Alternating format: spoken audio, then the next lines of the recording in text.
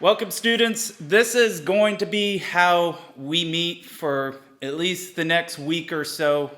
We'll inform you if it's got to be a little bit longer. But hopefully with this coronavirus outbreak, it'll flow out as fast as it came in, and we can be done with this and we can be back to our normal routine.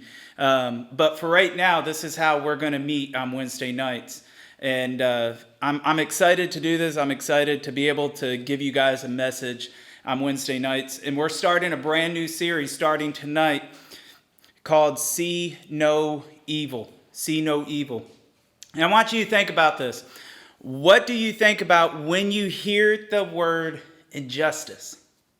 Like, do you think about how unfair it is that you have to do chores before video games? Or maybe how unfair it is that your brother eats the very last slice of pizza before you even had a chance to grab a slice for yourself. And let's define what injustice is, because some of you are like, Injustice was that Batman video game that I played a long time ago. It's a great game. But injustice is when something's not right. It's not fair. And why a lot of those things that I just mentioned, they weren't fair, all right? Your brother's stealing a slice of pizza, and especially the last slice of pizza, especially if it's Domino's pizza.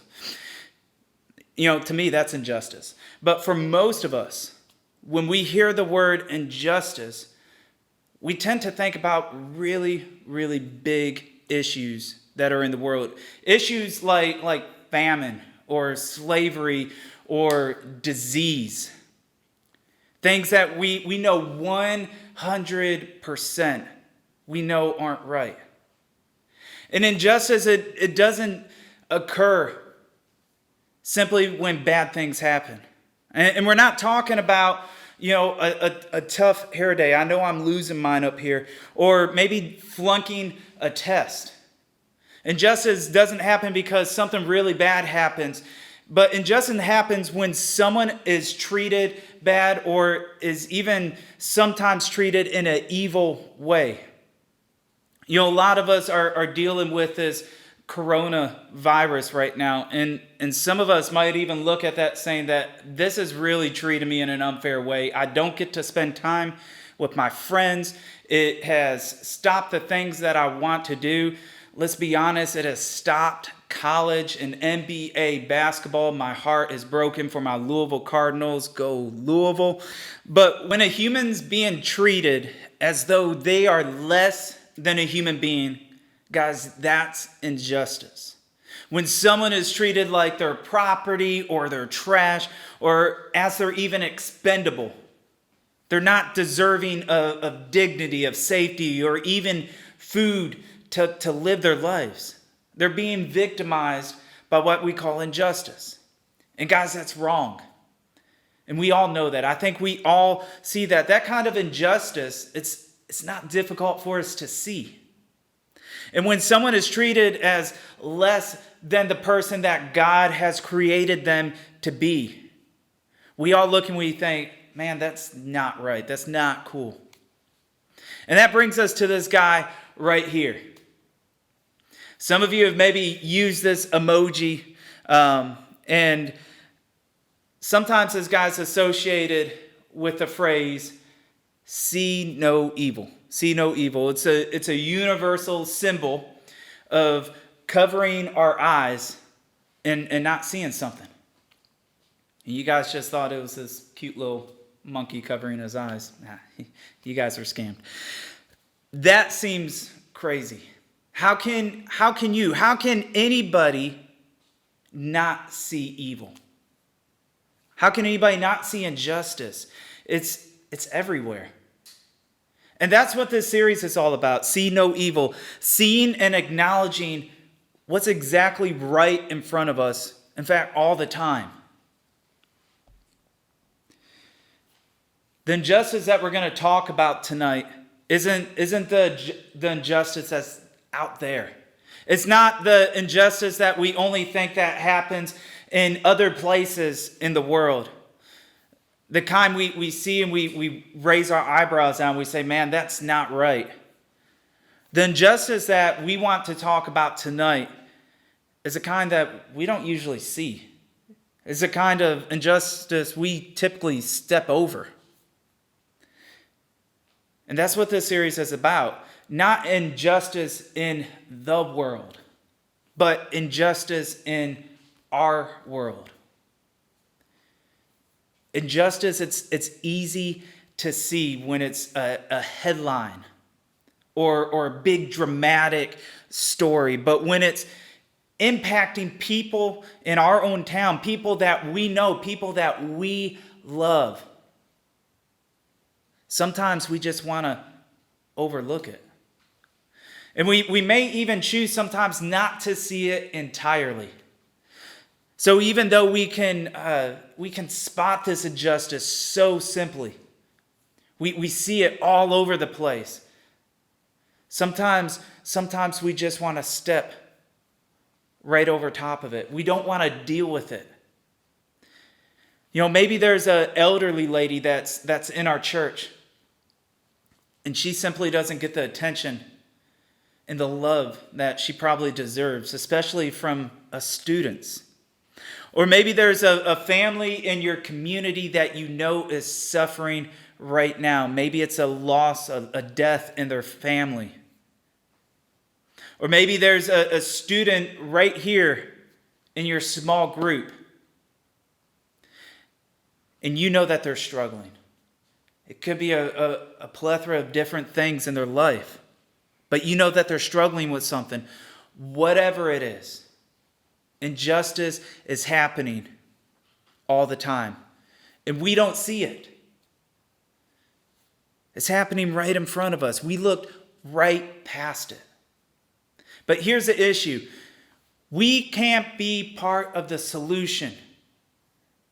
A solution to these problems that we don't even see. We can't change what we don't see. And I think we all care about the injustice around us. We all care about the things that aren't right, the things that we know that are just wrong. And we want to make these things right, but the first step in making things right is to simply start seeing it. And that's why I think we need to look to Jesus Christ. You see, Jesus always noticed when things weren't exactly right. He never missed it. He never overlooked it. And I think if we can follow his example, we have the potential to change the world that we're in right now. And today we're going to take a look at the book of Matthew. And this is a book written by one of Jesus' closest followers.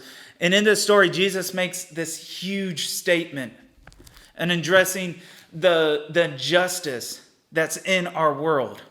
So if you guys have your Bibles, turn to Matthew chapter 9, verse 35.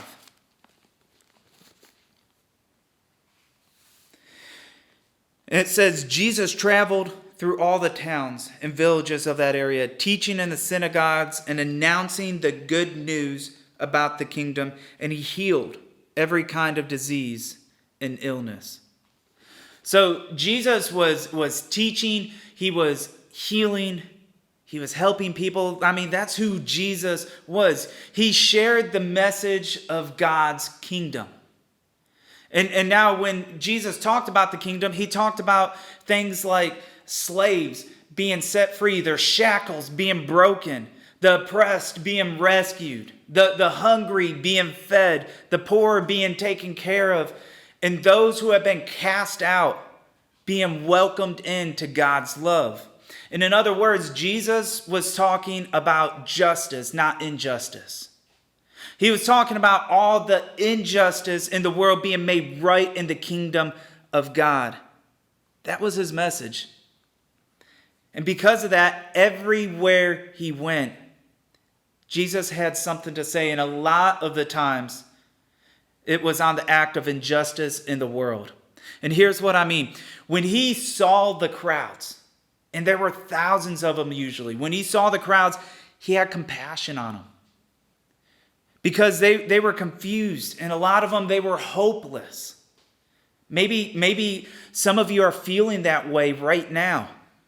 Kind of like sheep without a shepherd. He said to his disciples, the harvest is great, but the workers are few. The harvest is great, but the workers are few. And maybe you've heard these verses and you've thought, of course he said that. He's Jesus, right? That doesn't have to do with me. Well, actually, it has a lot to do with you. In these two verses, and really his life, Jesus modeled for us what an effective response to injustice really looks like. And here's what I mean by that. First, Jesus saw. Jesus saw. The crowds, they were full of people who were confused. They were helpless. They were hopeless. They were like lost sheep without a shepherd. A lot of these people were forgotten about. They were hungry. They were hurt. They were oppressed. They were in need. And you know what? Jesus noticed them. And that's what I want us to see first. That Jesus noticed them. He saw them for who they were, for what they were going through. He didn't discover them a year later and say, man, I see what you're going through. He didn't keep going and step over them.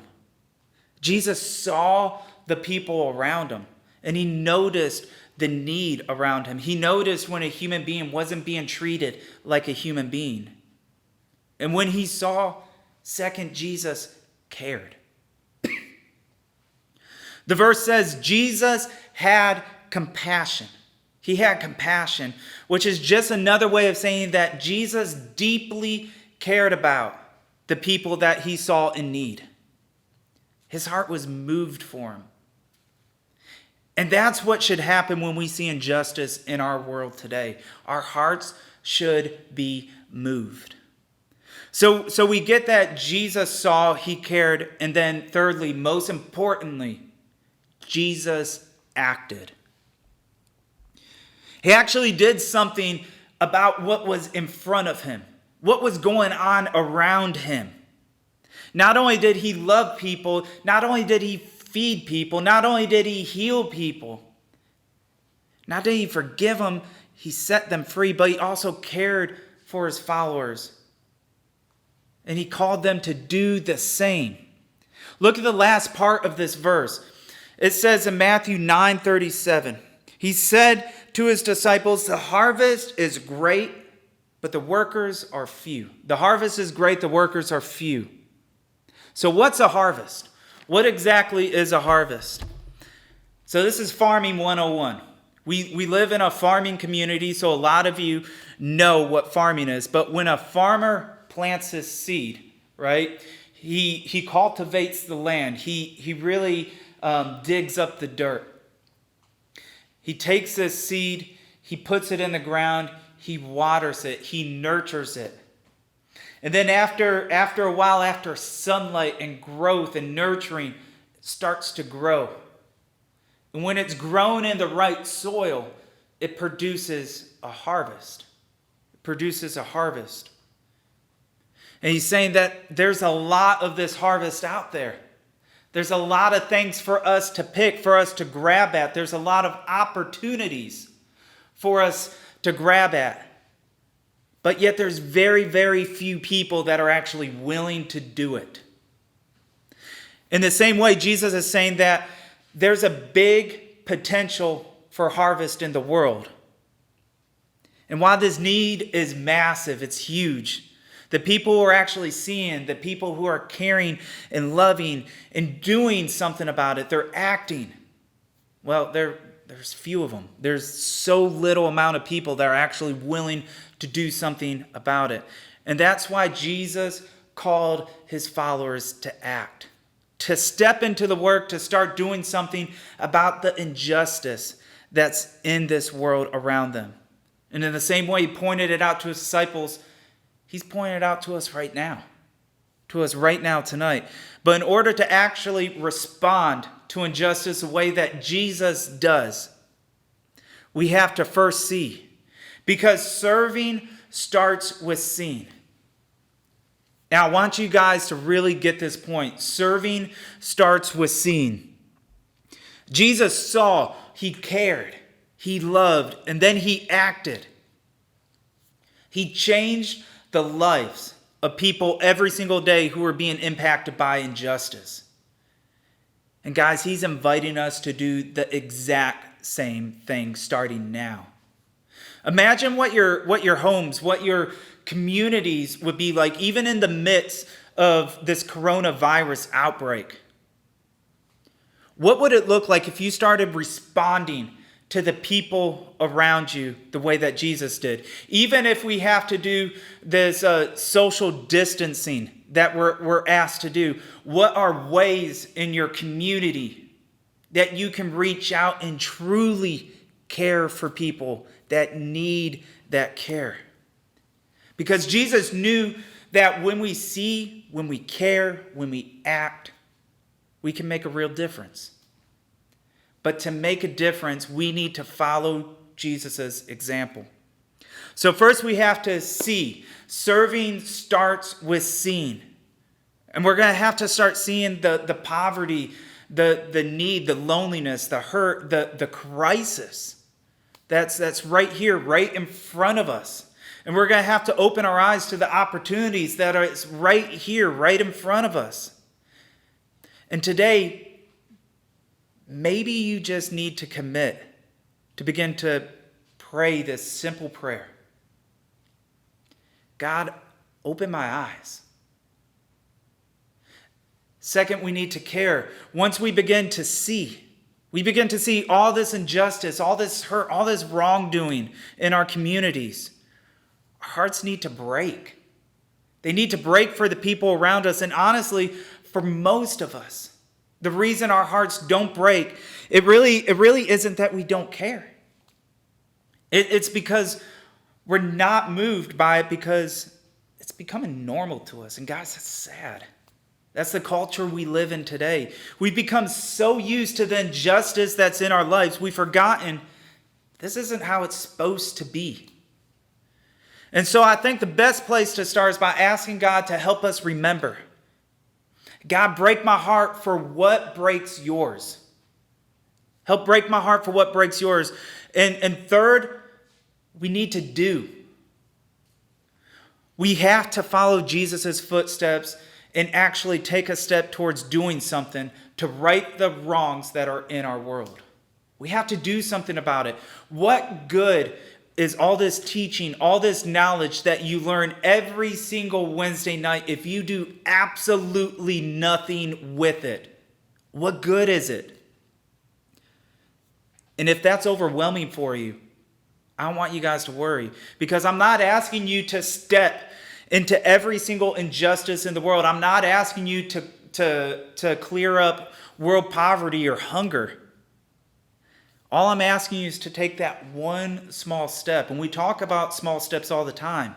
But take that one small step to fighting for justice. To fighting to right the wrongs in this world. To fighting to love the people who simply just don't feel like they're loved in our communities. Guys, we can serve somebody today. I want you to start by simply saying this prayer: God, use me. Use me. And maybe you don't know what capacity that is, and that's okay, because God already knows. It can start by something so simple. And there's so many ways with this coronavirus pinning us down right now that you can serve right now. And here's a couple. We have nursing homes. So many nursing homes that are on lockdown, complete lockdown, because the elderly are the most vulnerable to this disease. And they've reached out to us saying that they need cards. They need cards. And so if you want to know how to serve in that area, contact the church office on a Tuesday or Thursday and figure out how to get on that mailing list. Second, guys, our community needs prayer.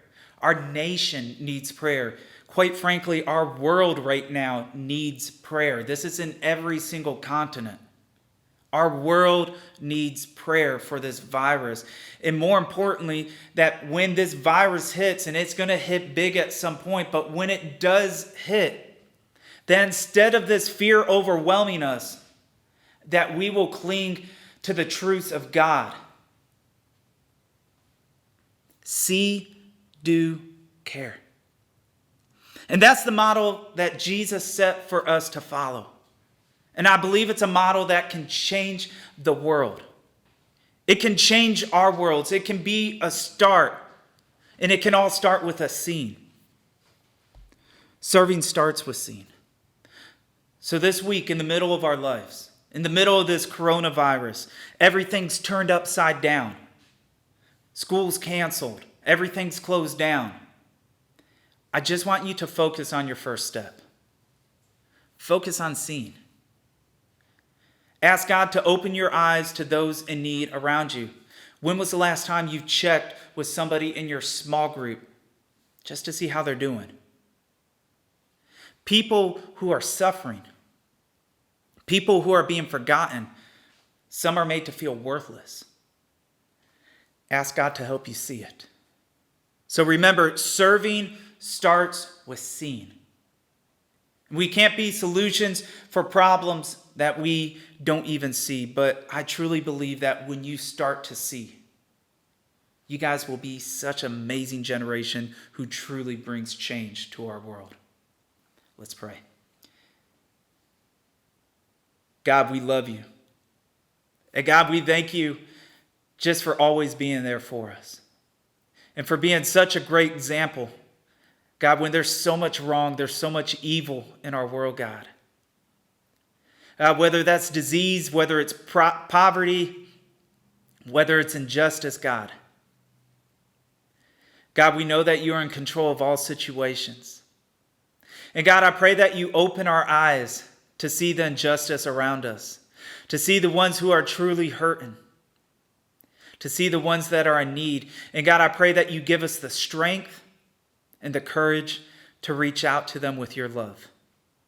God, be with us this week as we reach out to those to show them your love. In Jesus' name, amen. See you guys next week.